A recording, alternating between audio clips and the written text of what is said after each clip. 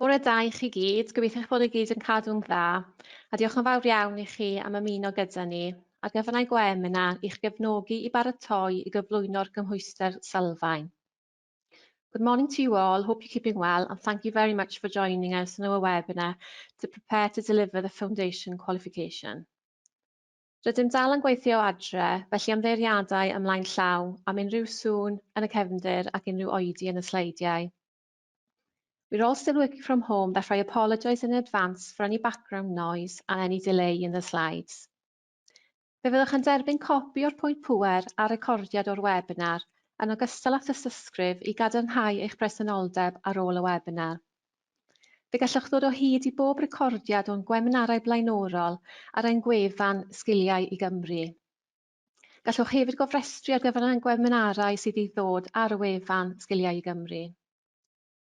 You will receive an email with a copy of the PowerPoint, the recording of this webinar, and a certificate of attendance after this webinar. You can access the recordings to all previous webinars and register for upcoming webinars on our Skills for Wales website. Fe fyddwch yn derbyn e-bost cyn diwedd y webinar gyda linc i'n harolwg. Byddem yn ddiolchgar iawn petaech chi'n cymeryd yr amser i lenwi ein harolwg, gan bod eich adborth yn werthfawr iawn i ni. You will receive an email before the session ends with a link to a survey. We would be very grateful if you could take the time to fill in this survey, as your feedback is very valuable to us. Dyma beth byddwn ni'n trafod bore yma. This is what we will be discussing this morning. Felly byddwn ni'n trafod y pam y trawsnewid yma o fewn y cymhwysterau newydd. Fe fyddwn edrych ar gynnwys y cymhwyster Sylfaen, gan edrych ar strwythur unedau a chrynodeb o'r asesiad. Fe fyddwn yn edrych ar yr adnoddau dysgu sydd ar gael i chi, ac yna edrych ar y camau nesaf. Ac ar y diwedd, fe fydd yna gyfle i chi ofyn unrhyw gwestiynau i ni. Plis manteisiwch ar y cyfle yma gan rhoi eich gwestiynau yn y tab cwestiynau sydd ar y llaw dde o'ch sgrin yn ystod y cyflwyniad. Fe fydd y cyflwyniad yn para tua hanner awr gan rhoi digon amser i chi gael gofyn unrhyw gwestiynau i'n panelwyr. We will briefly mention why the transformation are happening with these new qualifications. We will take a look at the content of the foundation qualification and the structure of the units and the summary of the assessments. They will then show you the learning resources that are available for you, and then we'll discuss the next steps. At the end, there will be an opportunity for you to ask us any questions. Please type in any questions that you may have in the Questions tab on the right-hand side of your screen during the presentation. The presentation will last around half an hour, allowing plenty of time for you to ask any questions. Felly dyma i chi eich panelwyr heddi. Here are your presenters today. We have David Pye, who's the Technical Advisor for Building Services at City and Guilds. We have Ian Roberts, who's the Technical Advisor for Construction at City and Guilds, and Jason Howe, who's the Technical Advisor for Construction at City and Guilds, and myself, I'm the Policy Stakeholder and Partnerships Manager.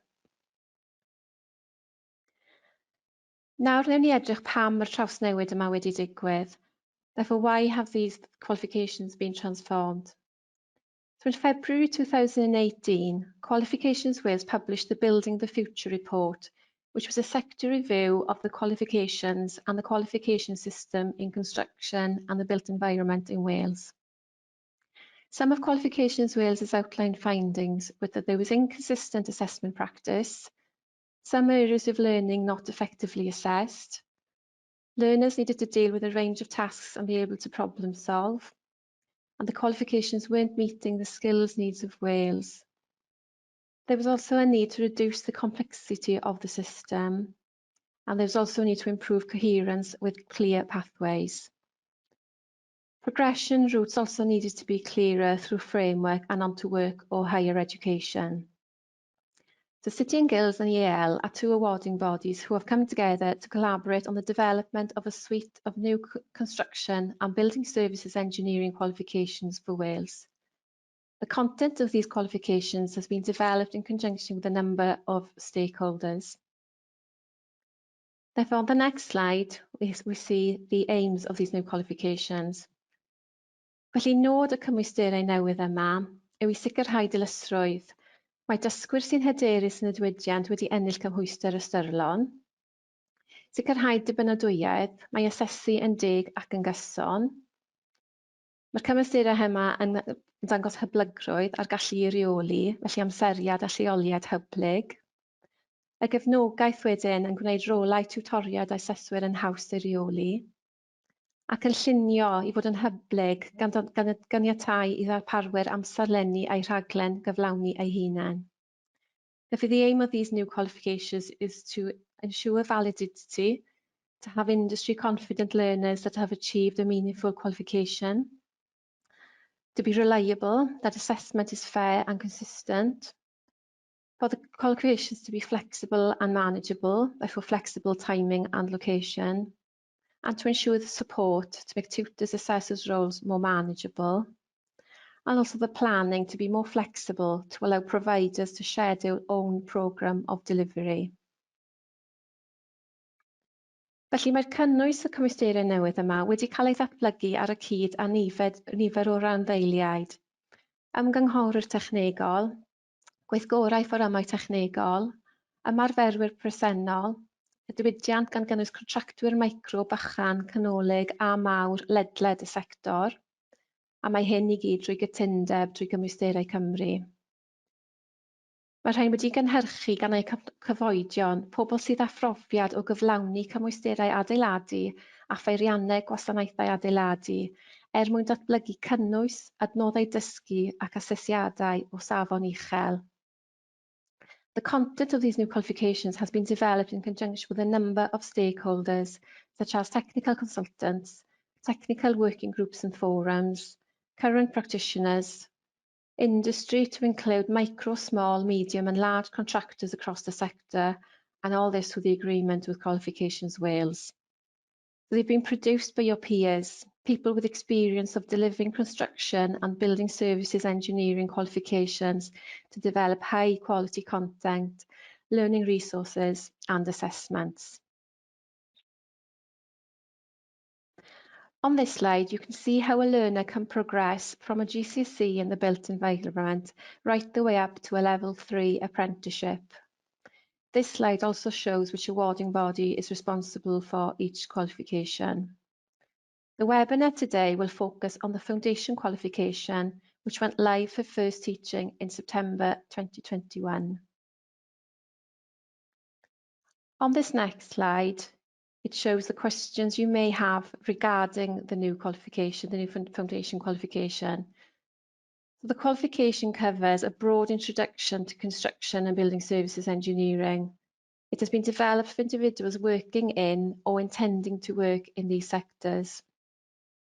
The qualification is aimed at learners who are work-based learning and further education.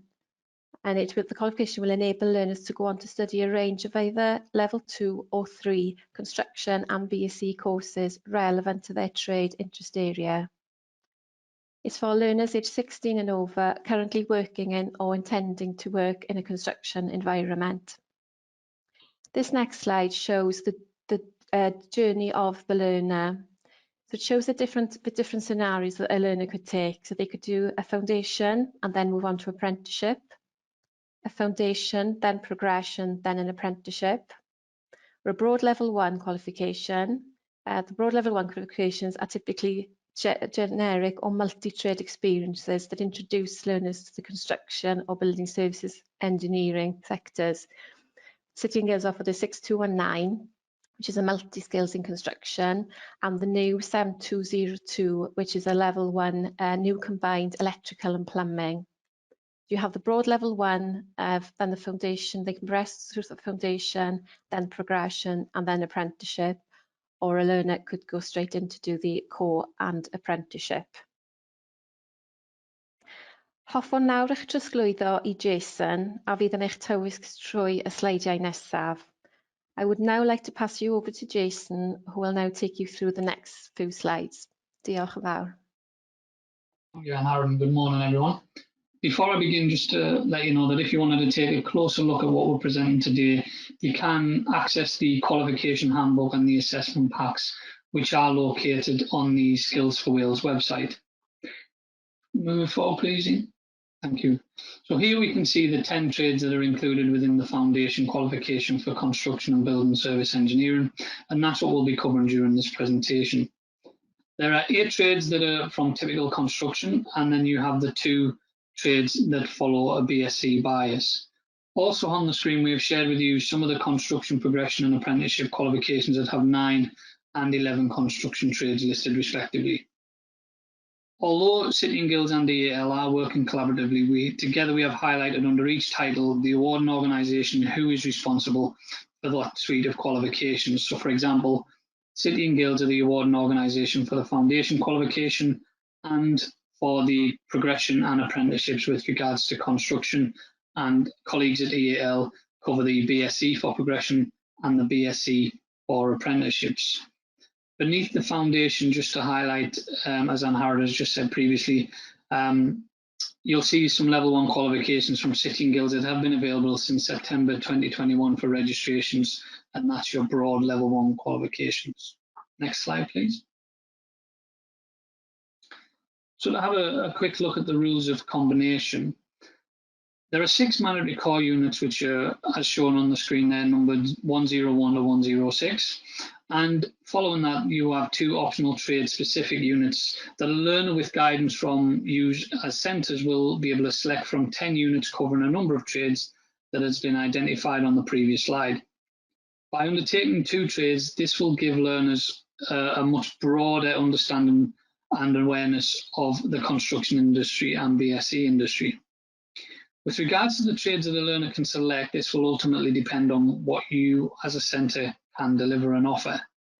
Just to note that it is not a mandatory requirement for a centre to gain approval for the full 10 trade areas within the foundation qualification, but the requirement will be that you could offer at least 2 of those trades listed. The number of GLH is 540, and these will be assessed by 3 methods. A candidate must achieve a pass grade or higher in all of the assessments to successfully achieve. How that 540 is made up is you have the 6 core units, which total 198 guided learning hours. You have trade units, which ultimately have 140 guided learning hours. So we times it by 2, ultimately they'll do 2 trades, which will equal 280. And then following that, you've got assessments, which will total 62 hours, giving you a grand total of 540 GLH. Next slide, please, Ian. Thank you. Here we can see the 6 mandatory units, and what we've got on the screen is the unit titles, the unit numbers, and the GLH that is assigned to each one. And just by way of an example, if we take Unit 101, which is an introduction to the built environment, that has 15 GLH assigned to that. And within that unit, you have 2 set learning outcomes. And if you were to have a look in the qualification handbook, you'll be able to see those in more detail. But those titles are understand the types and purpose of buildings in the built environment and know the different types of structures within the built environment as well. So hopefully by having a look at the qualification handbook, you'll be able to have a look at those units in a bit more detail. Next slide, Ian, please. This slide showcases the 10 optional units or the 10 trade units that are available for learners, again with the unit numbers, the title, and the GLH assigned to them. All of the trade units listed do carry the exact same GLH, so no matter which 2 units you've got, you've always got the same combination of guided learning hours. By selecting the 2 units, as I said previously, learners will be able to gain a broader introduction to and also be able to develop their knowledge, skills and understanding of those specific trades, but also of the wider construction and BSc sectors. Next slide, please. So just to have a look at some GLH, appreciating that many of you will already know this or may know this and understand GLH and TQT, we just wanted to ensure that we were able to recap this and cover what these mean. So the GLH provides an indication of the amount of supervised learning and assessment time that is required to deliver that unit in particular. The TQT, however, provides the total amount of time in hours that's expected to be spent by a learner to achieve that full qualification. And we've highlighted just some of those examples of what also contributes to TQT in those bullet points listed. Now we are going to have a look at the unit structure. Again, you'll be able to get more information and have a closer look at these if you were to access the qualification handbook and the assessment packs that are located on the Skills for Wales website. Next one, please, Ian. Thank you. So the information we've provided aims to provide an overview of the unit content and its structure and how those areas of content relate to each other, as well as the qualification, delivery and assessment. So if you are already familiar with City and Guilds qualifications, you'll see that the layout of these new qualification handbooks follow a fairly standardised appearance with some new and useful additions. So as typically we always have the learning outcomes. These are groups together, chunks of practical skills and knowledge, and are presented as the result of the learning process. What a learner must understand or be able to do following teaching and learning.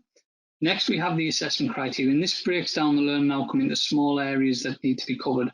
And these are the criteria that will be assessed in connection with the learning outcome.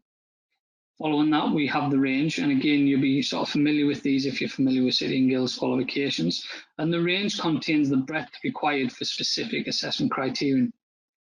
We have to remember that the range is not exhaustive though, and you may want to provide additional examples or additional content that fit within the topic or within your teaching and learning. Remember that it is advisable that all elements within the range are covered in teaching and learning. Next slide, please. So to put that into context, and to look at how a unit is displayed in the qualification handbook, here we can see an example of what the unit looks like. And at the top we have the unit number and title, which in this case is Unit 106, and this is one of the mandatory core units, and it has a GLH of 20. Beneath that you have a brief description of what the unit is about, and here it's an introduction to the emerging and future technologies. We understand that this is a new topic, and to help support you in the delivery of this, we have provided teaching resources to support you, and those are all accessed on the Skills for Wales website. The learning outcome at the bottom there, we've covered this on our previous slide, and the number of learning outcomes will vary depending on the unit that's being delivered. And to move it into a bit more detail and into a bit more content, if we can move it on, please, Ian. So following the theme of the same unit, Unit 106, we're now going to have a quick look at Unit Learning Outcome 3 and how that's displayed in the qualification handbooks. Again, you see we've got the learning outcome and the title that's assigned to that, and the learning outcome number. Then you've got the criteria, which we mentioned previously, and the range within each of those criteria. The section highlighted at the bottom is the part I just want to focus on just briefly, and that's the delivery outcome section. Within this gives more depth of content that's required to be delivered in line with the range and the criteria that's listed above. This may give additional guidance that you may require when planning to deliver the content of this qualification unit or learning outcome or assessment criteria. And this is something that's fairly new and hopefully will be a bit more helpful to you when you are planning your delivery of the qualification and units. I'd now like to pass you over to Ian, who is going to take you on through the next set of slides. Thank you. Yeah, thank you, Jason, and good morning, ladies and gentlemen. The next few slides, I'm going to provide an overview, the summary of assessments.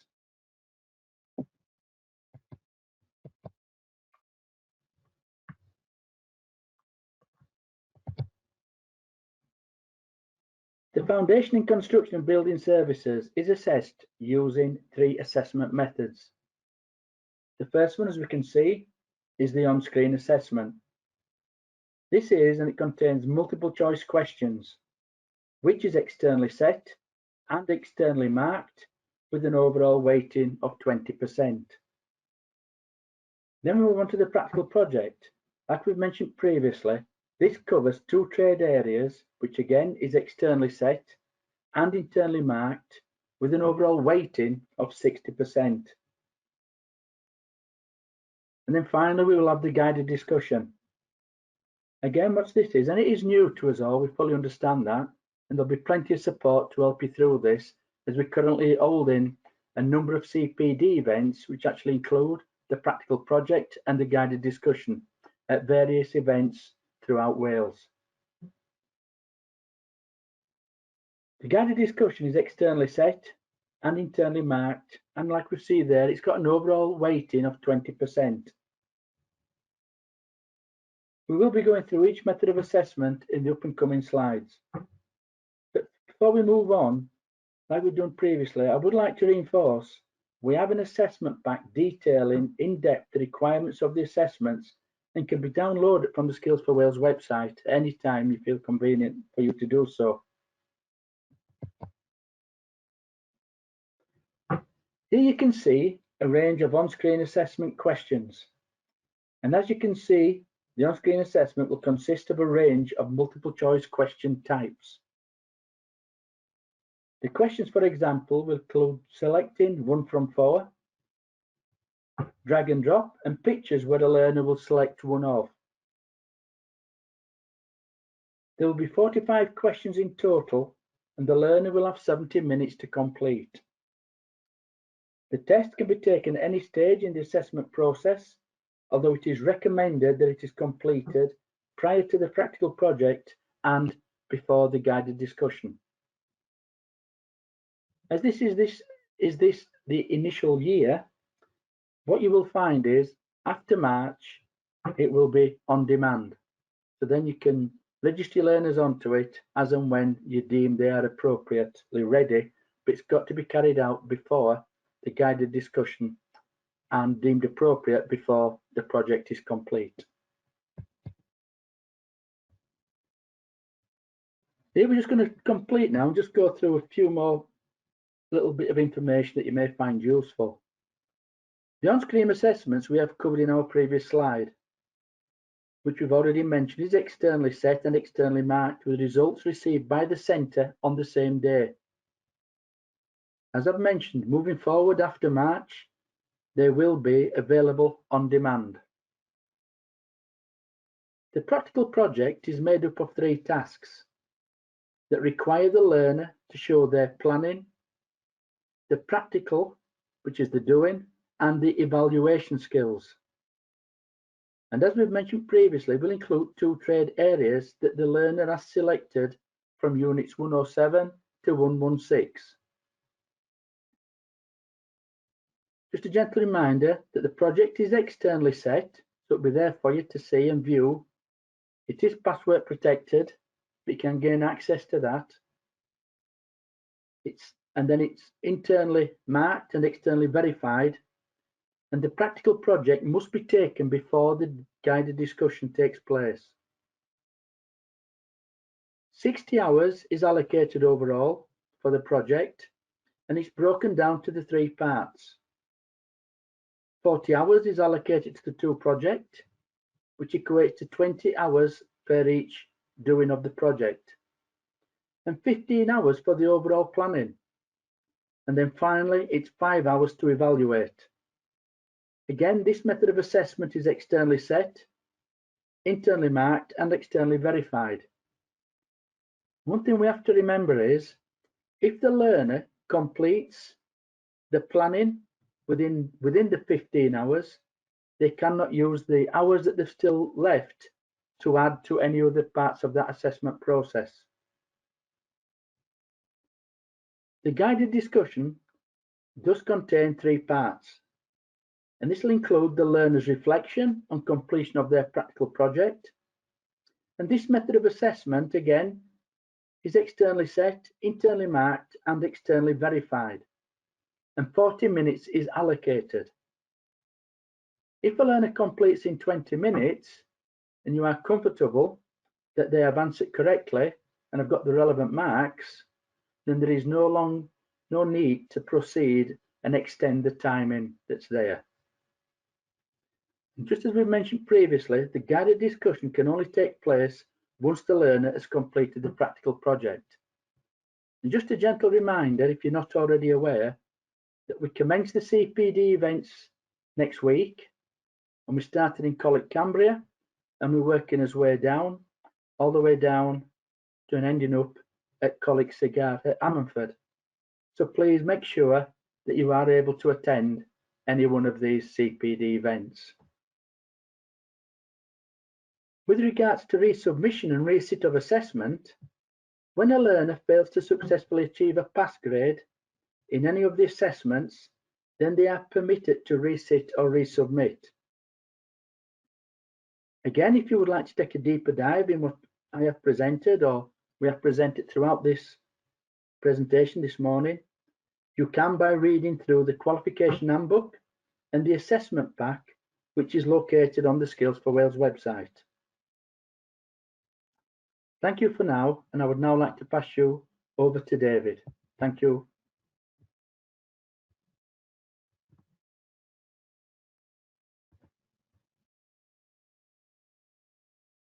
David, are you there? Hello everyone, thank you very much, Ian. I hope everyone is well. The mute button was evading me just for a moment, then. So we're going to have a look at the resources now. So if we can move on to the next slide, please.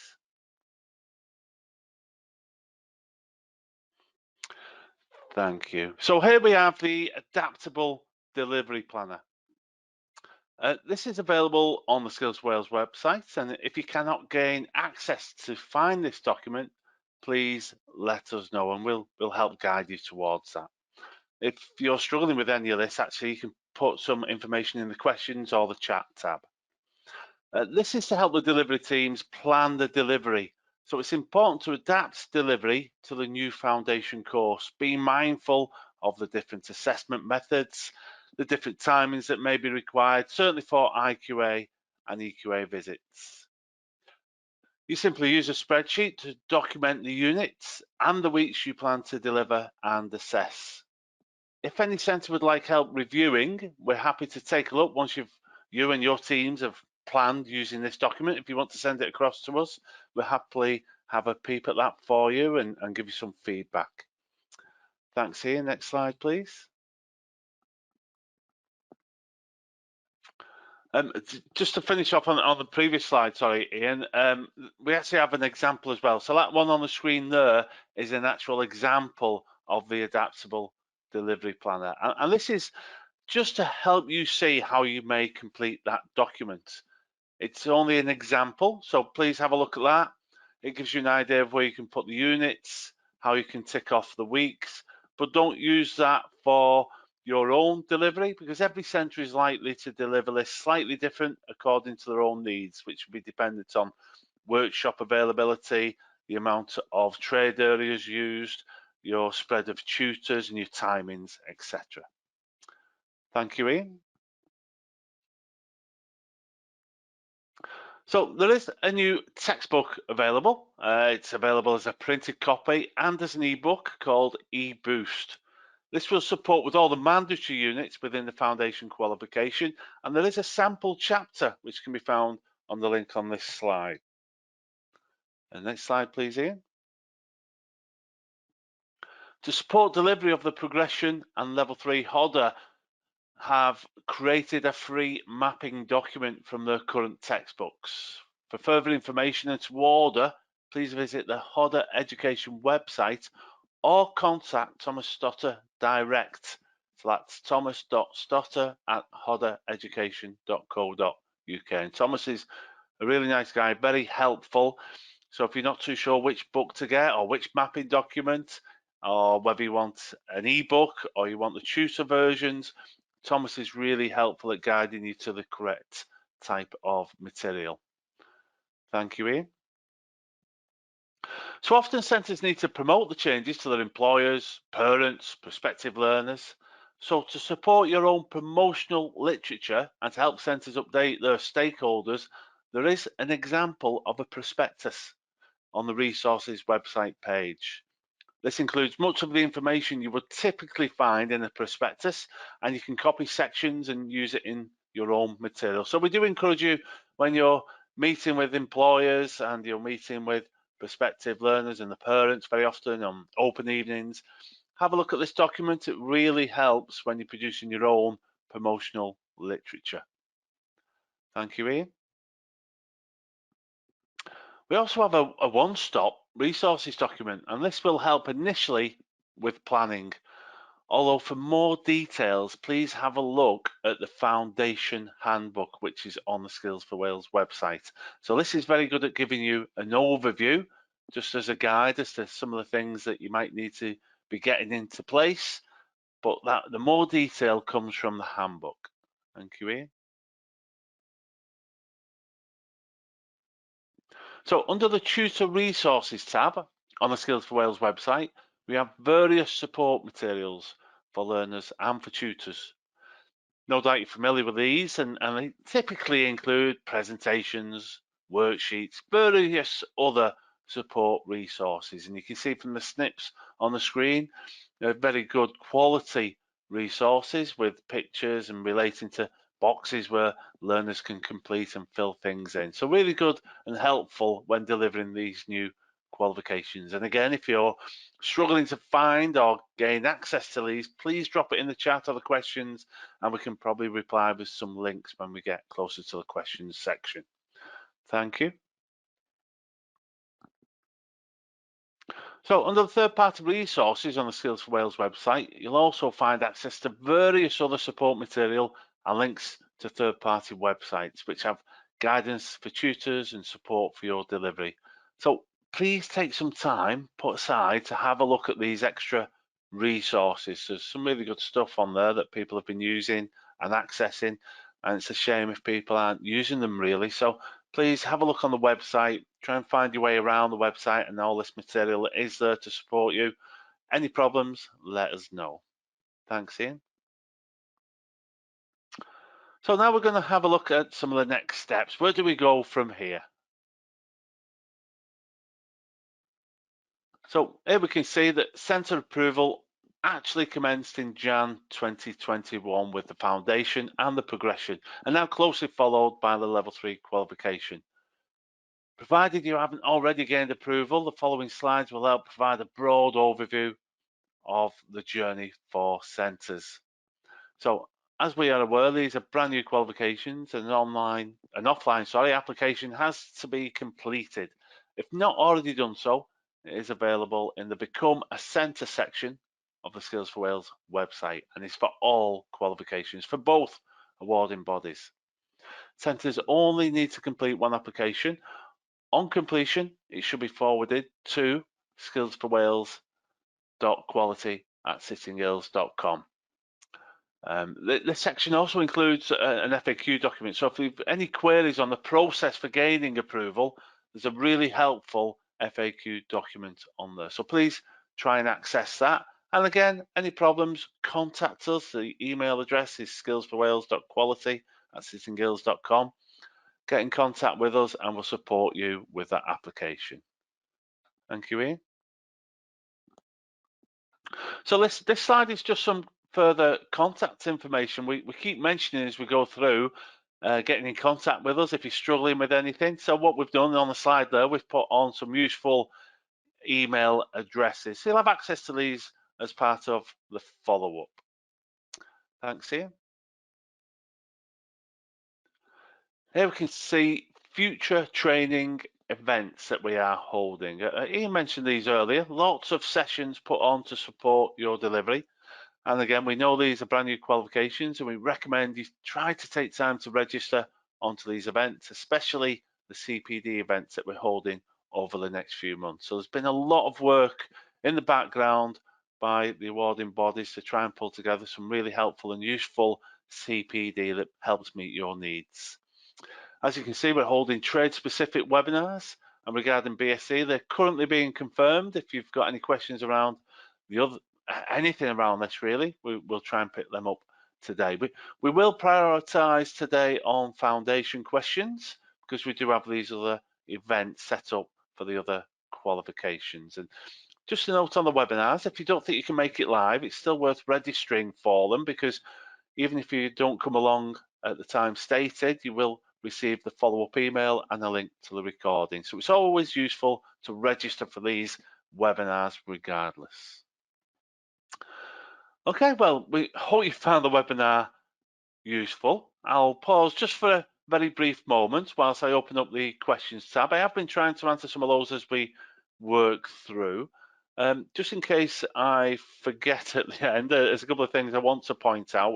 We do have a survey, and please do complete that survey. It's one of the best ways for us to gain feedback from yourselves. Let us know what you think is working well. Are these sessions helpful? Are you looking forward to the CPD sessions? Do you want to see more webinars, more face-to-face? What isn't working too well? Where are your pinch points? What are your concerns? Please do let us know all of those things, and the surveys are probably the best way to do that. I want to say a big thanks to everyone on the panel. We'll be coming to those to help answer your questions in a moment, but Anne Harrod, as always, is very, very helpful and helps set up these sessions for us. Jason, who is maybe new to some of the centres, but is a very experienced tutor and great experience within quality, and I'm sure we can tap into his expertise throughout these sessions. And of course, Ian Roberts, who is the person who does the majority of all the work. He's done all the hard work putting together all these events, all these presentations, and all the training, alongside some others who are supporting, but Ian is a real driving force. So big thank you to the full panel. So I'll open up the tab now. We do have some questions.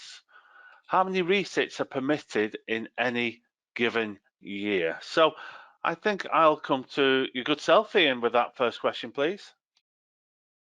Yes, thank you, David, and thank you for the question. The resits are unlimited, I'll be perfectly honest, but I think what we've got to remember is the timings of these as well, and the time it's going to take. If you look closely at the resits, and if we look at the online knowledge test, first of all, there should be a reasonable gap in between, because what we should identify is what additional learning that learner may require to be able to resit it. It's not like we're used to at this moment in time, where they can resit a unitized approach over and over again. We've got to identify where the skills gaps are in line with the knowledge, and then do a little bit extra learning, and then hopefully then the learner will be ready to resit that particular knowledge test, because there is time and there will be additional cost involved as well. As regarding the practical project, when you look at it closely on the resits and resubmissions again, there is a marking grid, and the marking grid is graded pass, merit and distinction. And what we have to remember is that the marks are favourable towards getting at least achieving a pass mark. Although for resit, a learner can resit and attain a higher mark if possible. But we have to remember the time allocated for each particular activity or project, I should say, within that, each activity within that project. And if, for example, he's doing a site carpentry, and unfortunately he fails one element of that, then he can resit that, just that repart of that element again. So for example, if it's putting the skirting boards on, and unfortunately he fails to achieve a pass mark in that, then they can just retake that particular activity within that project to complete that, and then you'd record that accordingly, that is resat that particular mark. I hope that answers your query, or your question, I should say. Thank you for that. Thank you, Ian. Yes, that's very helpful. Just to add to that, I think, is when you look at the assessment documentation, it talks about a narrow fail. So if a learner's completed a practical activity and it's a very narrow fail, and it gives you the tolerance, it's around 10%, but it gives you the tolerance in marks, then you're allowed to inform the learner, and they're allowed to rework a small section just to get over that benchmark. If they fail by a greater number than 10%, then it's deemed that they require some retraining, and then they'll come back and they'll retake that full section, as Ian has pointed out. So there's an opportunity for a small rework of a section, but a fail would require that activity to be completed again to demonstrate they've got that threshold competence to get at least a pass. So we have another statement. It's unfair for a resit student to get a distinction, whereas a first-time pass is nailed at that. Resit should be awarded only a pass, otherwise all students with a pass first time will want to resit to get a better grade. Yeah, this is something that comes up quite often. I think the counter argument would be if a learner has done an activity that is worthy of a distinction standard, then they could argue that was unfair on them that they've gone away, they've retrained, they've really improved all their standards, and they've come back and done an excellent job, and they're not being rewarded for it. So, I do understand that point of view. I'm not disagreeing with that, but there are a couple of ways of approaching it, and this is deemed on this occasion the most fairest way. So, yeah, we do take on board those sorts. And I think, as Ian's pointed out, really, with there being so many assessments at the end, centres have said, it's going to be quite difficult for them to coordinate and get learners through those assessments.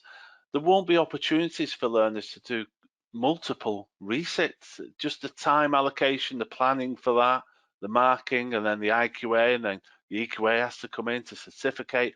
All of that process is likely to limit the amount of resits that you could do, or the learner will be willing to do, in time restraints. So I'm hopeful that the system will be fair for all and consistent.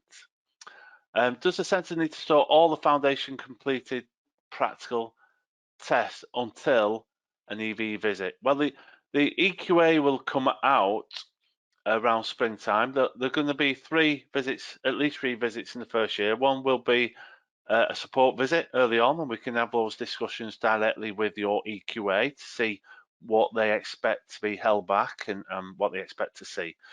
But we would be hopeful on that first visit that they would be able to view some of the practical activities or assessments taking place at the time. We know it's unlikely they'll see every trade area because there's one foundation EQA. So we're hopeful they'll see a couple of the trade areas when they visit, activities taking place. Possibly a look around the other workshops. We may not do an observation, but hopefully they'll have a tour of the workshops and get a feel for how things are working. And so they'll physically see some of those activities at that time. It's going to be almost impossible to hold back every single learner's piece of work until the EQA comes in at the end, because if you're building a wall, then it's a large piece of space out of action until the end of the year. So we're aware of that. So I'd work with the EQA on that as to the amount they want to see, and they will be able to give you a more definitive guide. I don't know if you can add anything to that, Ian? Yeah, I mean, you're right, David. We wouldn't expect anybody to hold back, but just for example, is if you've completed the project if the learners complete the project on the Monday and the EQA is due in on the Tuesday, then obviously we would expect, or the EQA would probably expect to see that project on that Tuesday if he's coming in. But if he's not coming in, or they're not coming in for another 2 or 3 weeks, then no, you'd continue doing the marking accordingly, complete it, and then start with the next project to move that forward. So no, we wouldn't have them lining up, because like David said, for various reasons, the various sizes of the activities, because it's got to be in line with the 20 hours, they are of a decent size, because it's got to be realistic to the industry requirement. So no, we wouldn't expect that to be retained. But like David said, during the EQA visits, when they do visit, the first one will be in like an advisory and looking to see what assessments are taking place, and you'll actually be seeing that and getting the confidence in what you're actually doing anyway. So I hope that answers your question. Thank you. Thank you, David. Thank you, Ian. Next question, I'll double back to the next one in a moment, but there's one here.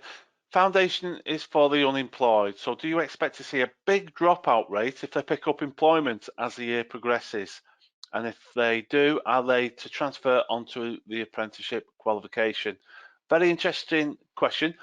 In terms of dropout, I don't think it's any different than what we have at the moment with full-time learners on full-time qualifications if they gain an apprenticeship.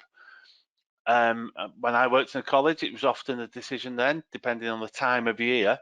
If they were just a few weeks away from finishing the year, they may just start working with the employer and complete the year as normal. If it's in the earlier stages of the year, we may do a transfer into the full apprenticeship program. So there's probably a discussion to be had with the employer and the learner to see the most appropriate stage they're at, to see where they transfer.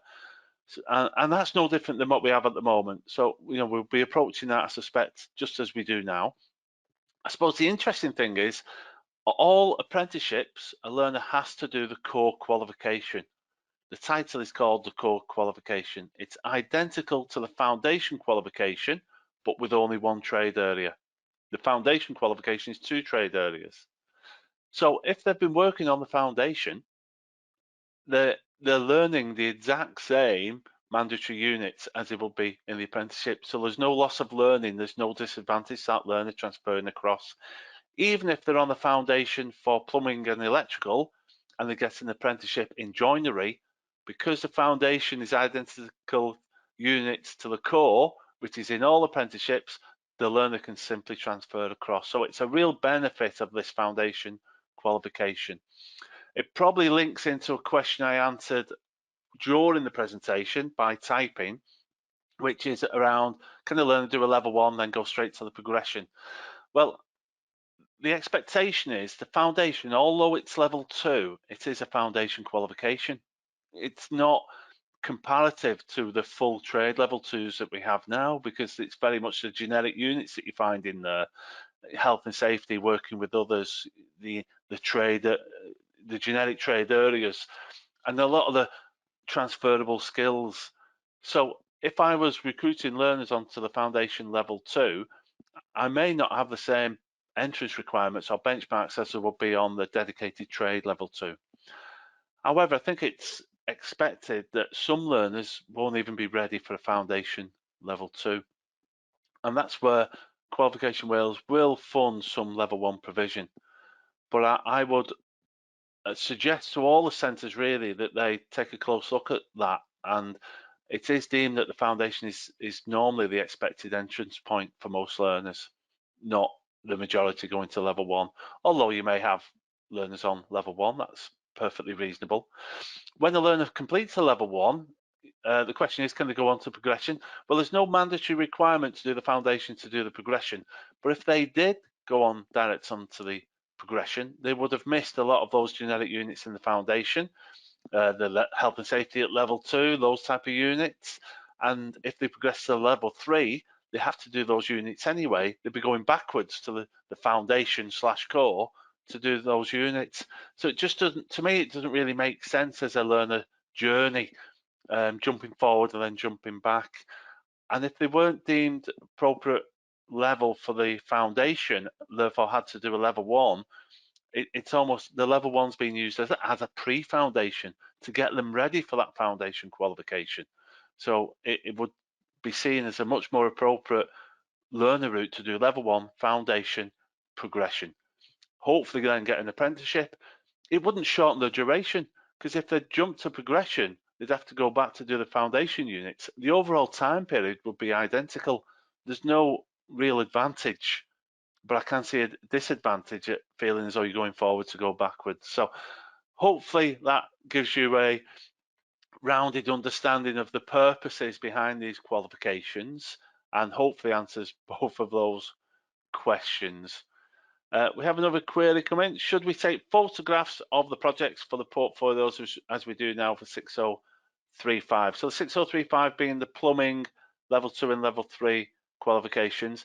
I think it's good practice to take photographs. At the moment, there's no mandatory requirement for it.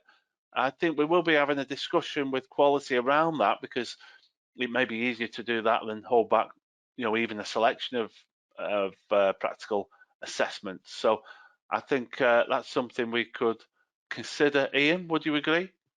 Yeah, no, I definitely I agree with you, David. It's up to individual centres. It's not mandatory. It isn't. But obviously, and again, if you take photographs, I won't be printing them all off. I'll be keeping them electronically, and then you can always refer back to them if need be. But yeah, definitely. There's a question that's being missed, David. When will we know who the EQA will be? What we're doing at this moment in time, we have a team of EQAs that's currently continuing through the training. Some are new. We've got 6 new EQAs that's specifically in Wales, so I've no doubt you will know them. But we're doing a second training day with them, and that's nearly the end of February, in half-term week. So then the EQAs will be allocated probably by early March. So you should know by early March. All right, we've got EQAs at the moment that's doing approval visits. but that they are not necessarily going to be the EQA for that centre. So what's happening at the moment is for centres that have not been approved, and mainly for the level 3s at this moment in time, they are currently going through an approval process. And as I said, in some centres under the assumption that that will be their EQA, not necessarily. All right, so the centre allocation will be made, we're presuming, early March, once the second session of training has actually taken place. So I hope that answers your question. Thank you. Thanks, David. Ian. There's a couple of points that have just come to mind really when looking at some of the queries. Is think about your own IQA for these qualifications. The EQA will look at the foundation regardless of trade area. So how are you going to plan your own IQA? Are you going to have one lead IQA per trade area? Are you going to, well, I'll give you an example of what some centres have done. They've taken an IQA from each sector, but they'll all IQA across the breadth. So they're all feeding in. So things like the planning, when you have a standardization meeting, you've got 4 or 5 IQAs who can feed into that standardization meeting. You can then document that. You can document the names of the IQAs, the learners' work that you've referred to, and the discussion that took place around that marking to help standardize it. So these are the type of things the EQA will be looking for. What's your rationale for your IQA? How much sampling are you going to do? As IQAs, are you going to ask for photographs from your assessors to support that if you can't get round to see as many as you like? How many observations of assessors? Are you only going to observe your own trade area, or are you going to share that around trade areas? What's your plan look like? Have you got a sampling plan? We have seen some brilliant examples of IQA that have been set up. So I'm just sharing some of those thoughts with you, and hopefully a couple of prompts really to give you a taste of some of the things you can go and check. Probably links on to the next question. Do you suggest a cross-qualification teaching of the core and the foundation? I think it's good practice. There'll be skills across all your tutors which can be tapped into to deliver different units across that foundation qualification. So again, it'd be really good practice if you could plan and organise some cross-teaching across those. It'd be really helpful. It's sometimes difficult, dependent on the amount of tutors and availability and days that the learners are in and timetables, but it's really good practice. So I tie that into your IQA as well and have a think about those things at the same time. Everything we're discussing here goes back to that delivery planner. So if you complete that delivery planner as a team, not just the managers, but you know, the leads, the IQAs, the assessors, workshop staff, all contributing to it, so you all have an understanding of what that is. And in a way, that's a type of quality assurance as well, because you're planning your delivery. It's your quality of what you're doing. You'll be ticking off when you're doing your assessments. Planning of assessments is part of quality assurance. So all of this documentation can be held in a file, digitally, or a physical file. All that being in place will really help meet the requirements when the EQA comes in, because they'll be asking you for things like that. Where's your planning? Where's your sampling plan? Where's your rationale for that IQA? Who's carrying out the IQA? Have you done inductions with assessors? You know, there are many things there that some centres do well, some centres not so well sometimes until prompted. So we're trying to get ahead of the game and prompt you early.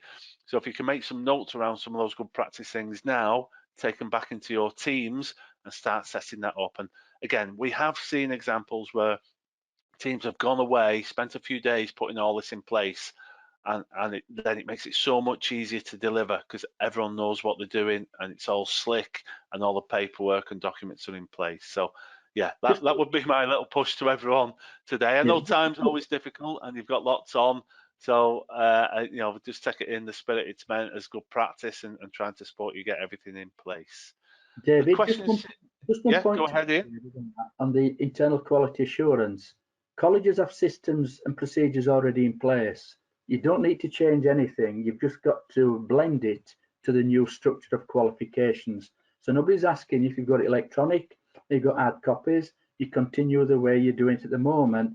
Just make sure you carry it out like you've done previously, like David's mentioned. So nobody's asking to change documents, just plan it accordingly in line with the the rationale that you've got within your college and treat it as though it's a new qualification. And that means the rationale that you'll have and your strategy that you'll have will be to carry out additional sampling because it's new. That's all it is. Thank you. Thanks, Ian. No, it's a really good point. You should find that you've got a lot of this in place anyway. You're just adapting it to the new qualification, as Ian says. It's not starting from scratch and doing anything particularly new. So a lot of this should be in place anyway. So you're probably very familiar with it. But it doesn't harm us to have a prompt and a reminder sometimes, and possibly a fresh set of eyes and a refresh while you've got a new qualification. So it shouldn't be very time consuming. You know, some of the good practice we've seen, you know, staff have just pretty much entered a day or two pulling it all together, and what they've got is brilliant. So hopefully it shouldn't be a massive task. Questions are drying up now. So let's have a big push for any more questions, any thoughts, any feedback, anything you'd like to see from us. Please do type that in and we'll try our very best to answer all of that. I'm going to have another push at this moment for you to complete the survey. If you click on the chat, you'll see a direct link to the survey. So please, as we're chatting away, it might be worth clicking on that now so you don't have to take it away and do it later. Will there be an electronic system that works alongside the new foundation qualification? We use LA currently. Well, I'll open that up to the panel in a moment, but just say that there's no initial plans because Learning Assistant and e-portfolios tend to work better with unitized approach, and this isn't assessed unitized, so they don't naturally work that as slick or in the same way as unitized qualifications do, with it being end assessed. So it's not a natural fit. We are considering creating editable PDFs of documents.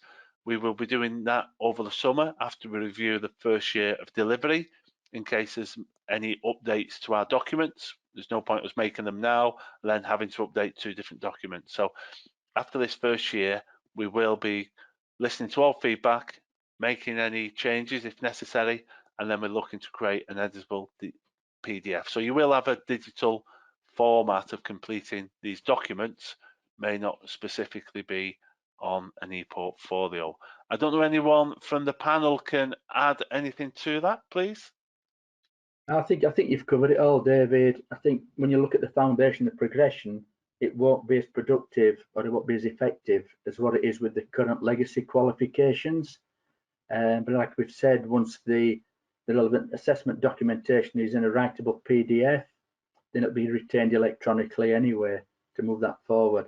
Moving forward with the level 3 may be slightly different when it comes along, how you retain the evidence, but there could be other systems that could be coming forward anyway.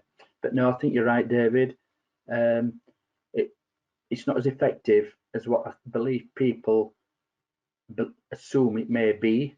So at this moment in time, it will not be there at this moment in time, but we will review it, like David said, on people's feedback after this initial year.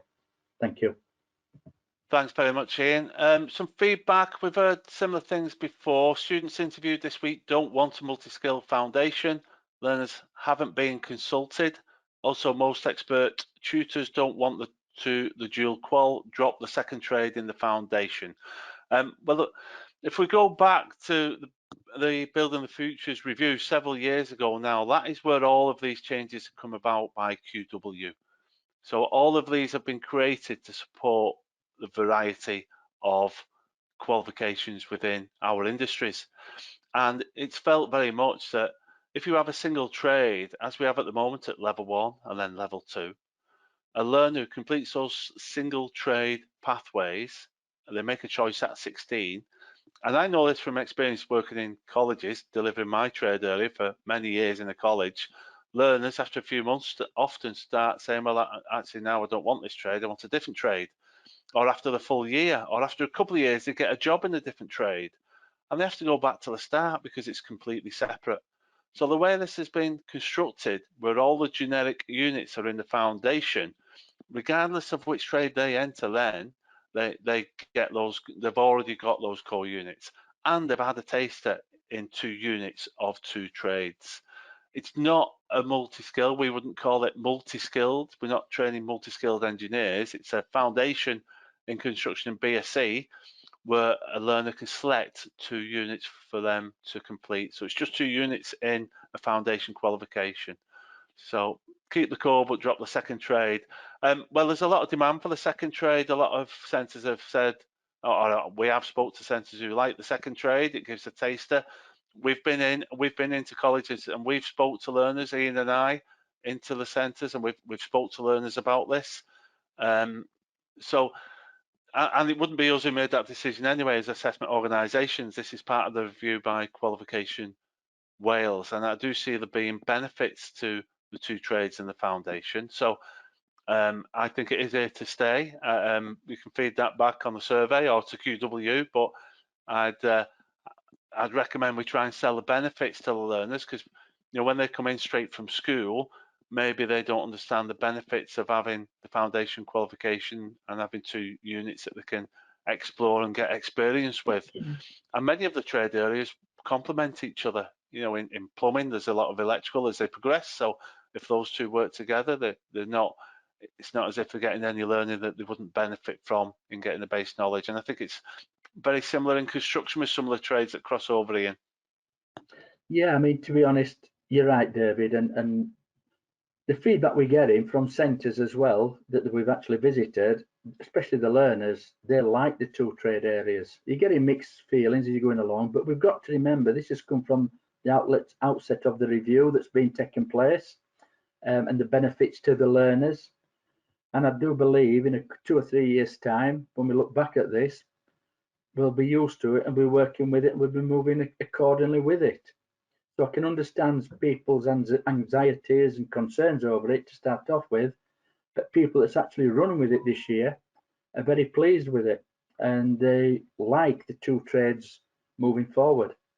They've got some little slight concerns with them, but I'm no doubt they will be ironed out over the next few months as we move forward. But the feedback we're getting, like I said, from learners and especially centres, they do like it. So we'll have people that's like we've just been raised the questions here, are slightly concerned with regarding the 2 trades, but I think we've also got to remember the learners as well. We get learners that's coming in. Some want to be bricklayers, joiners, plumbers, electrical to start off with, and then I don't really like this. Didn't realise I'm going to get my hands dirty. We're moving it forward. Bricklaying goes hand in glove with ground worker, and your site carpenter. I know some people are doing various other things, but there's nothing wrong in trying some of the trade areas with it as well to move that forward. So yeah, we've got different opinions, and we're always going to have that to start off with, but it is here and it's here to stay for the foreseeable future. So we just got to work with it and move on with it as quickly as we can. And any pitfalls that we have, feedback accordingly, and we'll try and iron them out like we are doing at this moment. If anybody raises any issues, we always listen to feedback. We always want to work with people. So yeah, keep us in touch, keep moving, and please, like we've mentioned earlier, keep attending these webinars and keeping updated as we're moving forward. Thank you. Thanks, Ian. Yeah, I think a major advantage is not pigeonholing learners into a single trade at 16. They can still have a dominant trade or the one they wish to progress into, but they've got an opportunity for 12 months to do all the generic things they would do anyway and just do 240 GLH units in 2 trades. So I think the benefits to the learners, if we sell those benefits, hopefully they'll engage more and enjoy and see the value in what everyone's trying to achieve together for that learner. The level 1s can't be single trade now either. They have to be generic in nature or more than 1 trade. And the 7202 plumbing, the 7202 electrical have now been merged into a 7201. So if you were running that previously, there's a new 7201 funded at level 1. Okay, seems to be quiet. Are we doing for time, Ian? Have you been keeping an eye on the clock? Have we still got time for more questions? Yeah, we've still got time for more questions, Dave. If there's none comes in, shall we move on to the next few slides? Because people are starting to leave us now. So if we move on. That makes sense. slides, and then we can keep it open for questions if we get any more. Is that okay? Brilliant. Thank you, Ian. So I'll move on to the next, David.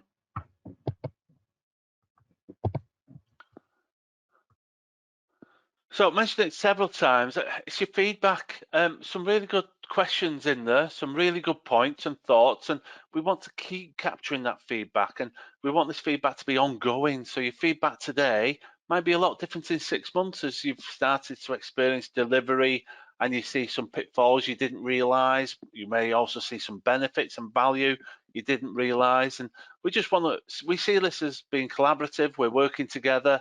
We want to be very open, transparent, and available for providers and centres. So please do keep in contact with us. The more feedback you can give us, the better for everyone. We do share our formal feedback with QW when we report back, and it's collated centrally by the assessment organisations. So it isn't ignored, it is logged. So please use those formal ways of the survey to feedback. Thanks, Ian.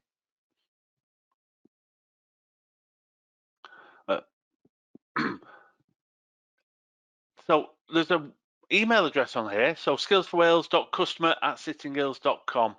It's a very useful email address. Any further queries that we haven't answered correctly today, or we've misunderstood, or you think of a question when you walk away, please use that email address. Send in your queries, any thoughts, feedback, barriers, worries.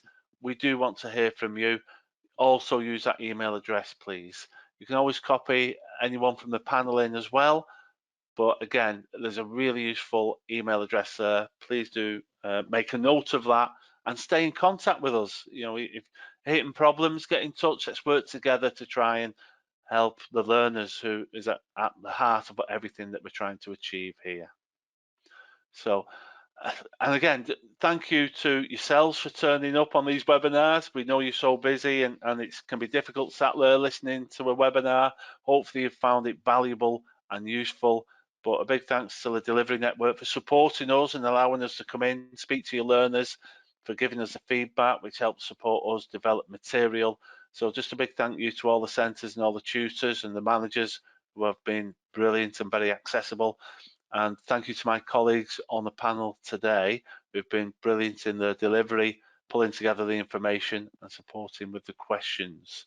We will stay online if there's any other questions come in. But if people need to dash off now, we fully understand. We've covered all the presentation, and I think we've said everything we wanted to say. So if you need to dash, that's fine, we understand. But we'll stay on in case any other further questions come in, and we'll just try and see out the next few minutes answering those. But thank you very much, everyone.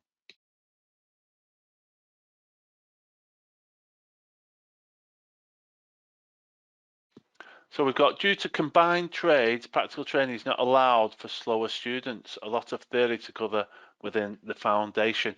Thank you. That's again something else that has come up several times. But what we've been doing on our face-to-face visits is bringing up the handbook. So if you start to look in the handbook and you look at many of the trade units, for example, a lot of the learning outcomes are things like tools, materials. Just because it's a knowledge outcome in the handbook doesn't mean that that has to be delivered in a classroom. We would suggest that those are probably better suited to being delivered in a workshop. Far better for the tutor to bring out the tools, put them on a bench, start talking through those, and then give a demonstration, and then the learners can start to use them, and the same with materials. So we would say, please have a look at a lot of the content in there, such as the health and safety unit. Again, a lot of that can be delivered in the workshop.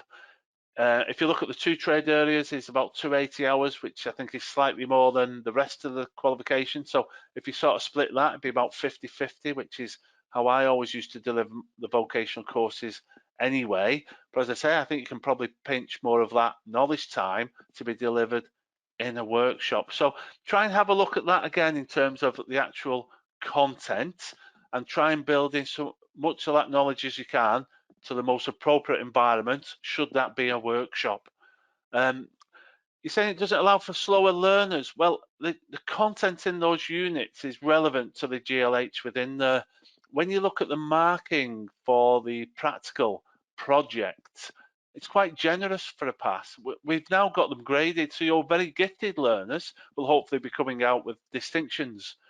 There's then a range for the learners who are merits, and those learners who may be learning a little bit slower, may struggle a little bit in the workshop initially, can take a little bit longer to grasp some of the techniques. The practical project as it is, they can still do a reasonable job of that. It won't be perfect. It doesn't have to be perfect. And when you look at the marking grid, they can still achieve a pass in that trade unit. So hopefully it is appropriate to the amount of time, the level of the learner, and the level of the course. I think what some tutors have done naturally, what we all do, is we look at that and we automatically compare it to a current level 2 learner in joinery or brickwork or plumbing. And it's not, the foundation isn't an equivalent to that. I can think of the plumbing assessment being a frame, which is typically done when I was in the centre and centres I speak to before Christmas. The learners were up to that level. So hopefully, with that now being the full year, having a second trade, there's enough time to deliver and get those basic skills, at least enough to pass. So academically, they are capable. Some need additional workshop, something I can adapt within each session. Yeah, I think so. Yeah, I think we'd encourage that. I think, yeah, it's a good point. Yeah, try and, if they're doing well academically, you may be able to pull more of that learning into the workshop. And in my experience, the best sort of delivery sessions are the ones that sort of merge the theory, the knowledge, the academia with the practical, with the doing, with the demonstrations. So in the past, I think sometimes it seems very much completely separate, and they shouldn't. They should be working hand in hand. So hopefully, when you look at the content, you'll be able to do some of that a little easier than you initially thought when you first look at it. So yeah, my advice: look at the handbook. Jason, I don't know from your experience of delivering qualifications over many years and managing many tutors and QA, do you have anything to add to that sort of style of delivery? No, only to applaud it really. The blended delivery learner model is one that has proved successful across a range of qualifications that are specifically, designed similar to these for full-time learners with regards to the infer of knowledge through practical and the infer of practical through knowledge as well, and vice versa. So that blended learner model is something, again, I would certainly applaud and encourage centres to start and look at.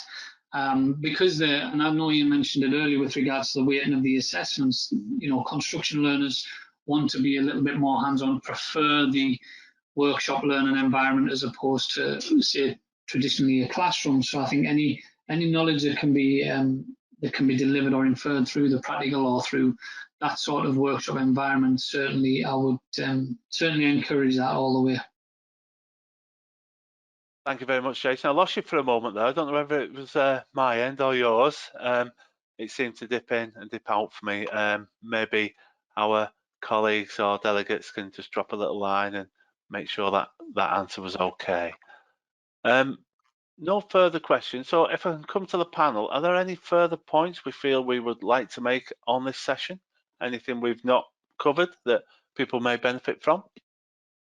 No, I think we've covered everything, David, and I'm conscious of time and people are now starting to leave. So thank you. Just to say thank you to everybody for attending. Yep, I think we'll draw that to a close, and it's naturally coming to an end, but it's not the end of our support for you. Stay in touch, and we look forward to seeing you very soon at some of our further events. So enjoy the rest of your day, have a great weekend, and hopefully see you all soon. Thank you very much. Bye, everyone.